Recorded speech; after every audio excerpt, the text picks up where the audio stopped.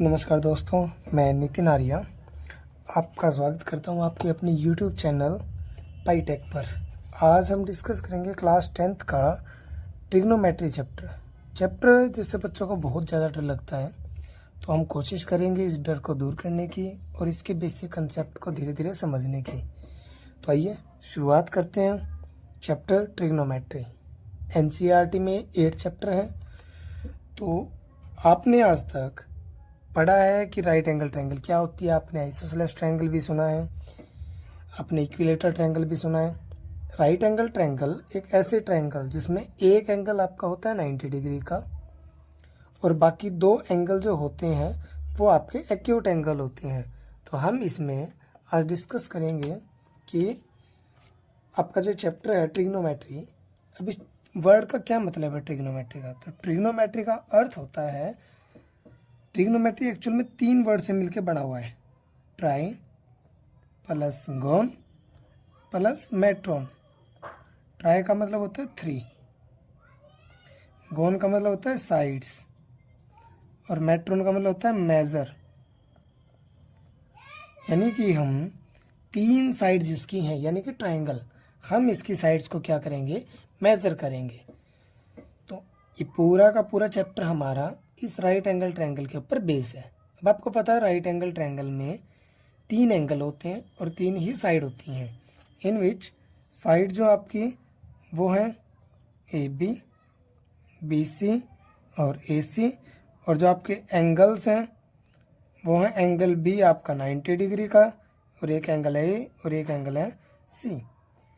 अब जब हम यहाँ पर देखें, अब ये राइट एंगल ट्रायंगल है तो हम इस पर पाइथागोरस थ्योरम लगा सकते हैं। पाइथागोरस थ्योरम क्या कहती है? पाइथागोरस थ्योरम कहती है कि किसी भी राइट एंगल ट्रायंगल में, किसी भी राइट एंगल ट्रायंगल के अंदर हम पाइथागोरस को यूज कर सकते हैं। राइट एंगल ट्रायंगल में जो साइड 90 डिग्री के बिल्कुल सामने होती है, ये साइड आपकी होती है ऑलवेज हाइपोटेनियस। हम इसको हाइपोटेनियस बोलते हैं, इसको हिंदी में बोला जाता है कर्ण, और सिंबॉलिक फॉर्म में इसको लिखा जाता है H।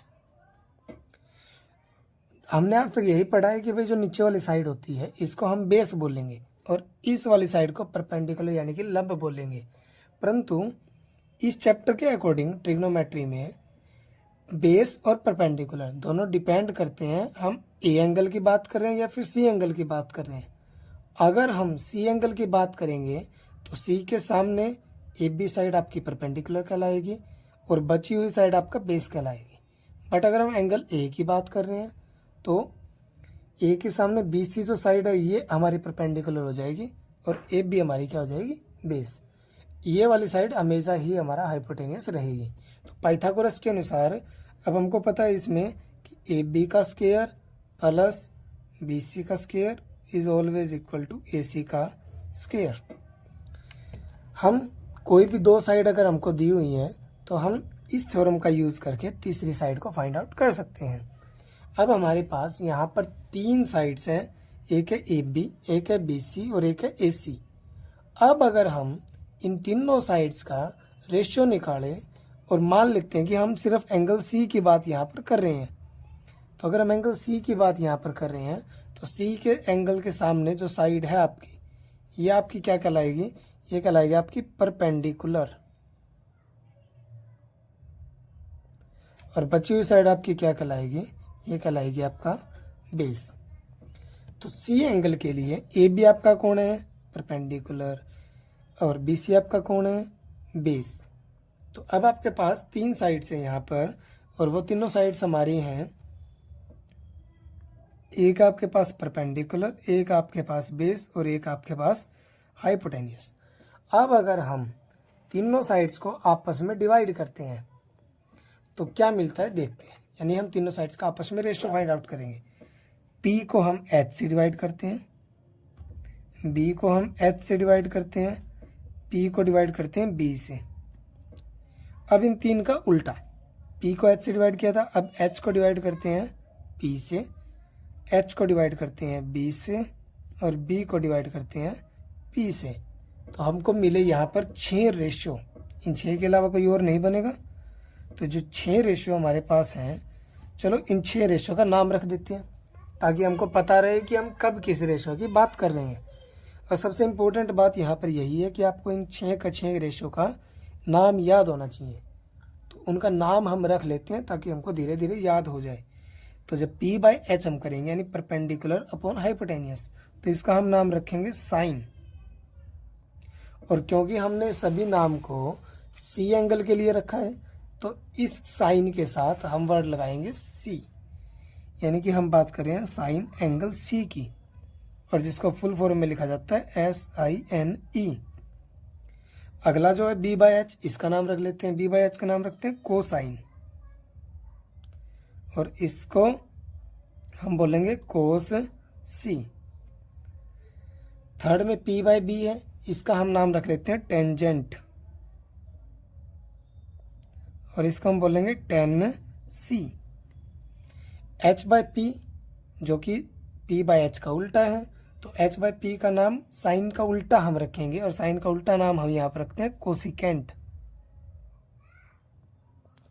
और इसको लिखेंगे कोसेक सी। आगे h/b जो कि उल्टा है b/h का, तो हम इसका नाम रखेंगे सीकेंट, जिसको लिखेंगे सीकेंट सी। और b/p जो कि p/b का उल्टा है, हम इसका नाम रखेंगे कोटेंजेंट, जिसको हम बोलेंगे कोट सी। तो अब यहाँ पर जब हम इस फिगर के अंदर बात करेंगे साइन सी की, साइन सी कौन है? साइन सी का मतलब एक सिंपल रेशियो है सी एंगल के लिए। ये हमारा परपेंडिकुलर AB, और ये हमारा बेस BC, और ये हमारा हाइपोटेनियस AC। तो साइन सी क्या होगा? Perpendicular upon hypotenuse. तो p/h हमारा कौन है? साइन सी। अगर एक सेकंड के लिए p हमारा 3 है और h हमारा 5 है, तो साइन सी केवल यहाँ पर क्या होगी? 3/5। तो अगर अब हम यहाँ पर डिस्कस करें कि अगर हम मान ले भी p हमारा कितना है? 3, b हमारा है 4 और h हमारा है 5, तो हमारे पास साइन सी कितना हो जाएगा? 3/5, यानी कि p/h। और p हमारे कौन है? AB, और h हमारा कौन है? AC। फिर ऐसे ही कोस सी क्या हो जाएगा? b/h। कोस सी होता है b/h, तो b हमारा 4, h हमारा 5, तो कोस सी की वैल्यू क्या हो जाएगी? 4/5। टेंजेंट सी, तो टेंजेंट सी की वैल्यू हमारी क्या हो जाएगी यहाँ पर?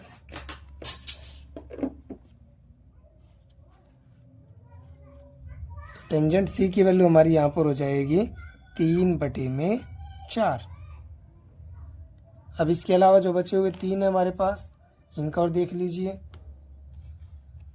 कोसिकेंट सी की वैल्यू, कोसिकेंट सी हमारा क्या होता है? कोसिकेंट सी होता है h/p। h कितना है? 5, p कितना है? 3, तो कितना हो जाएगा? 5/3।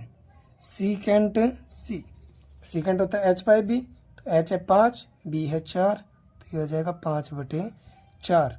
और लास्ट है हमारा कोट, इसको कोटेंजेंट हम बोलेंगे। तो कोट सी की वैल्यू क्या हो जाएगी? b/p, यानी कि 4/3। आइए हम एक उदाहरण देखते हैं, example. In A right angle triangle PQR, if angle PQ, if side PQ is 5 cm, QR 12 cm and angle Q is 90 degree, then we have to find all trigonometric ratios. So let's start.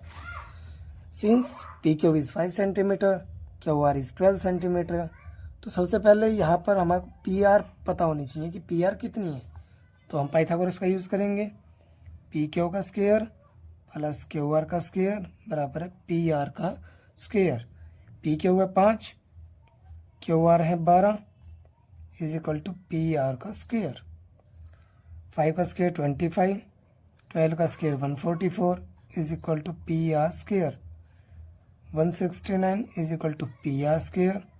13 square is equal to PR square. तो PR यहाँ पे कितनी आ गई हमारी? 13 centimetre हमको मिल गई। ये हमारी कितनी है? 13 सेंटीमीटर। तो हमको सभी की वैल्यू निकालनी है। तो अभी जैसे कि सबसे पहले हम निकालते हैं साइन आर की वैल्यू यहाँ पर हम निकालते हैं। इस एंगल की हम सारी की सारी वैल्यूज निकालेंगे according to this angle.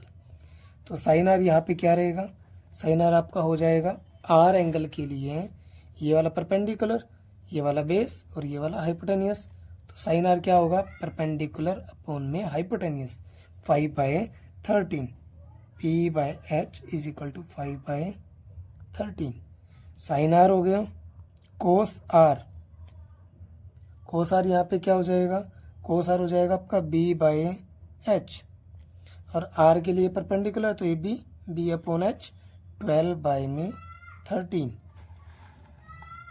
Sine cos. Next आता है आपका टेंजेंट होता है P/B। तो P है 5, B है 12, तो आपका आंसर हो जाएगा 5/12। टेंजेंट के बाद आपका आता है कोसिकेंट किसका उल्टा होता है, कोसिकेंट होता है साइन आर का। तो आप सीधा भी इसका उल्टा लिख सकते हो, यानी कि H/P इक्वल टू 13/5। नेक्स्ट जो आपका वो होता है कोस का उल्टा, उसको बोलते हैं हम सीकेंट आर। कोस का उल्टा होता है सीकेंट, तो इसका उल्टा आप भी सीधा लिख सकते हो, ये होगा H/B 13/12। और जो लास्ट आपका बचता है वो टेंजेंट का उल्टा, और टेंजेंट का उल्टा होता है कोट आर। तो इसका उल्टा सीधा का सीधा आप लिख दो यहाँ पर, हो जाएगा 12/5। तो समझ में आ गया होगा आपको 6 के 6। यहाँ पर बिल्कुल सिंपल है, बस हमने इनका नाम रखा हुआ है, ये नाम ये आपको ध्यान रखनी है। और एक सबसे इम्पोर्टेंट बात, साइन और आर, यानी कि साइन आर का अर्थ साइन मल्टीप्लाई आर नहीं होता, ये आपको ध्यान रखना है।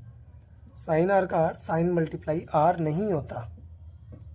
आर यहाँ पे एंगल है, साइन जस्ट एक सिंबल है जो ये शो कर रहा है कि हम किस रेशो की बात कर रहे हैं। थैंक यू, मिलते हैं नेक्स्ट वीडियो में।